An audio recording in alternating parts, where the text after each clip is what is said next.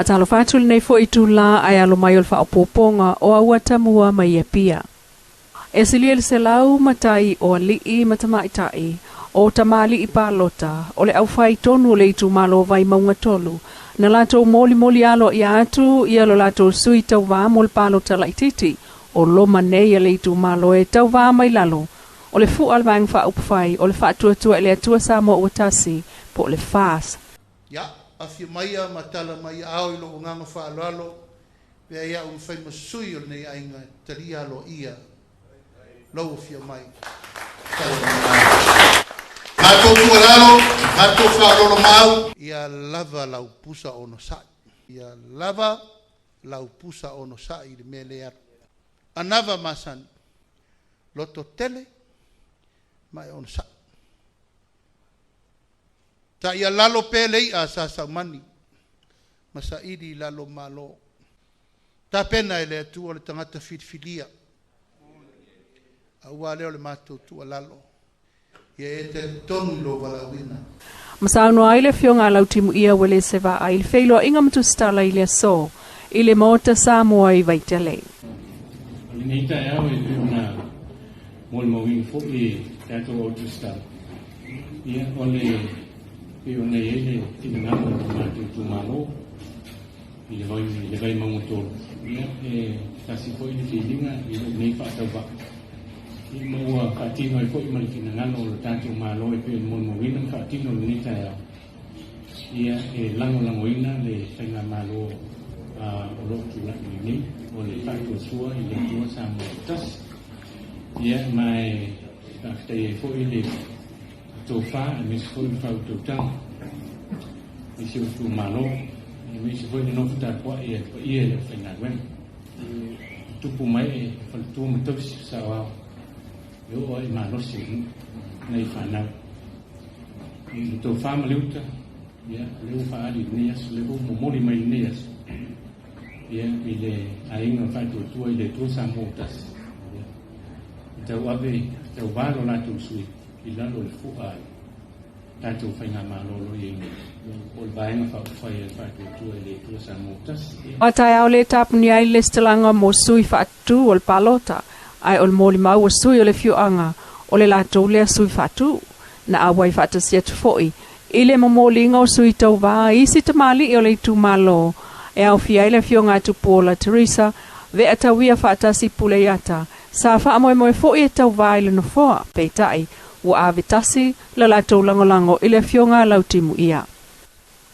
ele ngata ina fa sala fa pui mol tau sanga mal fama sina le sunga e te wati to ile ungisi o sale longa ai u fa tonu fo el fa masino justice tuala leo le fa pui ave le ali ile vasenga o tangata e fa ton wai leita maleta o fia o le avamalosi o le fa salanga o le ali ina u fa maunia lona tau mafai e fa o le oti lona tau songa suta si tau sanga male fa o lima matanga iltina lua tau sanga o le isi le amata upuna fonga ina ilumola na fionga il tamai tai famsino justice tuala Warren ile va sonei I otonga o fa maunga o le fale tonu na tupule asulus fuluiva o Novemba lu o luatasi na o na aile o ta uailunga maalu ilmenta oto aile tina maalu ane aile tina tuli ese pe a malus ful minute mulmuliane ai alu ete wati maleanga ese anga ile poto lona tausonga masa sawai ilona teila e moe ma afia ile ua na mafayo na sa oloto le na afia ma mo se sosoani ai alu le ato ete wati mananale anga ese ai fa anatina tiatu ele ainga le atali iwa afia sulta stausanga il falmai ifa maunga level name ta upu na alu tuai ete wati malu li ta vale alona tama ai solo muliatu so alta vale leo le marketi o leo atu lo le fale ma vala awai elona tama leo e onga le manu anga o le tausonga sulta si tausanga ilona ua e lima aso o tau fie le falmai na failoa ne fo el famsino a fianga o tamaiti tilea o le ale mafai ai ona toeta alo mana wo po onita alonga talu popole ngai lo na manuanga ua tausanga talu ona manua ai olo langona lavaletinga mai o le a afia ai foi le anga inga iluma o le soi fuol tamaititi o le osofa inga le ana fuafua lava le fainga awana alu lava le ua molia avane le anga ese tapele molio le potu moe a o le ifaial fa o nga manua Na maua fo el famsino le ta watu e matua o le la tama e iai fa le tonu le mafaufau ma e le te taulava o na ave iai se ava malosi na ta ua fo e matua le mana o mio se fisoso ani fa apitoa le la tama awa o le whainga lea i le vā maisi ta mai teo o lava i lea onga o le li fo mai Dr. Tuitama o ngafa mo le va ai o tangata iai mana o nga fa apitoa le mafaufau na ia whaia le suenga o le na molia ma wha maoni ai o a fianga o le ita lea e mawai le tama lea e mana o mia i lava se fisoso ani le whaatontonuina o lona ita ma tonga fiti o le tau fio le ava malosi a ele ai se a fianga o lona mafaufau o iai ma wha maoni ai lona molianga o le taumawhai e whaau o le maliu o le whaasalanga e tasi le tausanga ma le whamasina le whalpuipui ai o le whaau o lima matanga e ono masina le whalpuipui e tuli whaatasi o polo ia fo ele fionga le whamasino Justice Tuala Warren le mtanga luenga o leo mo whalpuipui e anga waa lea alii in porkalame e pule ai le ita ma le ava malosi. E nisi o tala le utatala i nei ava noa mo tal sanga tangata anga waa il no foa o le office sili po o le pule o le whaltupe o atina e a Samoa. E pe on wha maoni e le whaasalaunga le mtanga luenga o whala poptonga po le Public Enterprises o whaailoa mai ai o le konkalate e mo le umi e tolu tau sanga.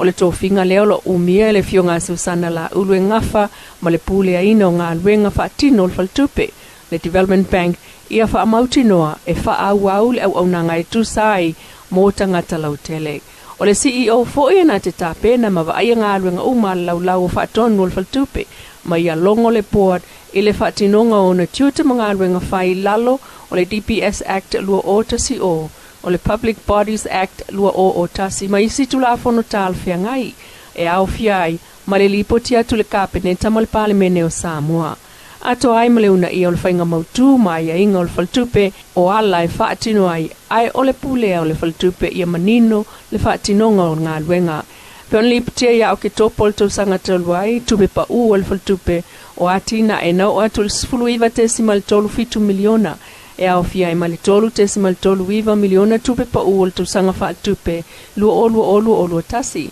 e pe on wha mawina li poti wha tu sanga wha tupe o atina e o ta uai o le COVID sfuru ma le state of emergency a mati lua wha lua o e o le tapuninga o tua oi wha wa malo o le tau fia o mlanga inga na matua a fia i business tautu lisi tupe mawam tangata whainga luenga o tupe pa na a fia i ma aitala fo tupe a business tu lisi e tusa ma le ono valu pasene ono ngā tupe fal tupe. Ma wha mawina e le su e tusi o se popule ngai au o na mata i tu.